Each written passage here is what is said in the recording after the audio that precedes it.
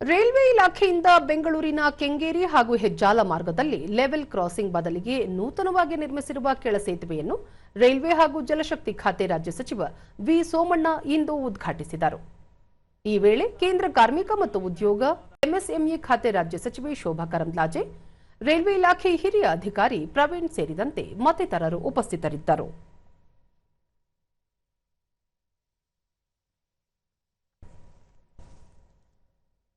ಬಳಿಕ V Somanna, railway ದೇಶದ ಅಭಿವೃದ್ಧಿಯ ಸಂಕೇತವಾಗಿದ್ದು ಕೇಂದ್ರ ಸರ್ಕಾರ ಸಚಿವಾಲಯಕ್ಕೆ ಹೆಚ್ಚಿನ ಆದ್ಯತೆ ನೀಡಿದೆ. ದೇಶದ ರೈಲ್ವೆ ಹಳಿಗಳನ್ನು ವಿದ್ಯುದೀಕರಣಗೊಳಿಸುವ ಕಾಮಗಾರಿ ಕೈಗೆತ್ತಿಕೊಂಡಿದ್ದು ಶೇಕಡ 97ರಷ್ಟು ಮುಕ್ತಾಯಗೊಂಡಿದೆ. ಬಾಕಿ ಇರುವ ಕಾಮಗಾರಿಯನ್ನು ಶೀಘ್ರ ಪೂರ್ಣಗೊಳಿಸಲು ಕ್ರಮ ಕೈಗೊಳ್ಳಲಾಗುವುದು ಎಂದರು. ರಾಜ್ಯದಲ್ಲಿ ವೈಟ್ಫೀಲ್ಡ್, ಹೊಸಕೋಟೆ, ವಸಂತ ನರಸಾಪುರ, ಕೋಲಾರ ಮಾರ್ಗವಾಗಿ ರೈಲು ಹಳಿ ನಿರ್ಮಿಸಲು ಕೇಂದ್ರ ಸಮ್ಮತಿಸಿದ್ದು ಶೀಘ್ರ ಕಾಮಗಾರಿ ಕೈಗೆತ್ತಿಕೊಳ್ಳಲಾಗುವುದು.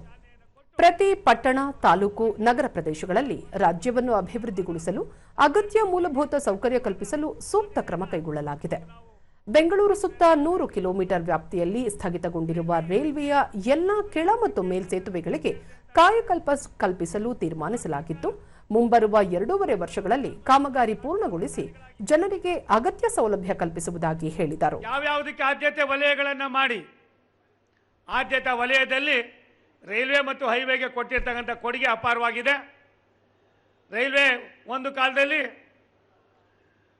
5,000, 10 ಲಕ್ಷ, 20 ಲಕ್ಷಕ್ಕೂ ಕೂಡ ಒದ್ದಾಡ್ತಕ್ಕಂಥ ಸಂದರ್ಭ ಇತ್ತು.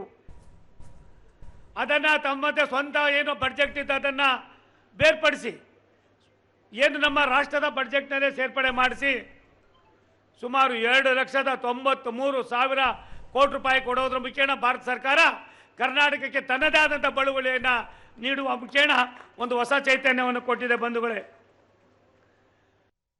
ಶೋಭಾ ಕರಂದ್ಲಾಜೆ, ದೇಶದಲ್ಲಿ ಲಕ್ಷಾಂತರ ಲೆವೆಲ್ ಕ್ರಾಸಿಂಗ್ ಇದ್ದು ಇವುಗಳಿಂದ ಸಾರ್ವಜನಿಕರು ಪ್ರಾಣ ಕಳೆದುಕೊಳ್ಳುತ್ತಿದ್ದಾರೆ.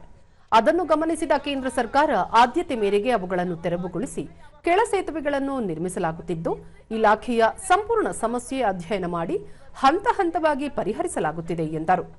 ಇದೆಲ್ಲವನ್ನ ಸರಿ ಮಾಡಬೇಕು ಅನ್ನುವಂಥದ್ದನ್ನ ನರೇಂದ್ರ ಮೋದಿ ಅವರು ಈ ದೇಶದ ಪ್ರಧಾನಿ ಆದ ತಕ್ಷಣ ತೀರ್ಮಾನ ಮಾಡಿದ್ರು. ದೇಶದಲ್ಲಿ ಎಲ್ಲಿ ಕೂಡ ಲೆವೆಲ್ ಕ್ರಾಸಿಂಗ್ ಇರಬಾರ್ದು. ಇನ್ನೂ ಕೆಲವು ಕಡೆ ಇದೆ. ಅದನ್ನ ಸರಿ ಮಾಡುವಂಥ ದಿಕ್ಕಿನಲ್ಲಿ ಇವತ್ತು ಆದ್ಯತೆಯ ಮೇಲೆ ಸರಿ ಮಾಡೋದಂದರೆ ಆದ್ಯತೆಯ ಮೇಲೆ ಸರಿ ಮಾಡುವಂಥ ದಿಕ್ಕಿನಲ್ಲಿ ಮತ್ತು ROB ಅಥವಾ RUB ಮಾಡುವಂಥ ದಿಕ್ಕಿನಲ್ಲಿ ದೇಶ ಮುನ್ನಡೀತಾ ಇದೆ.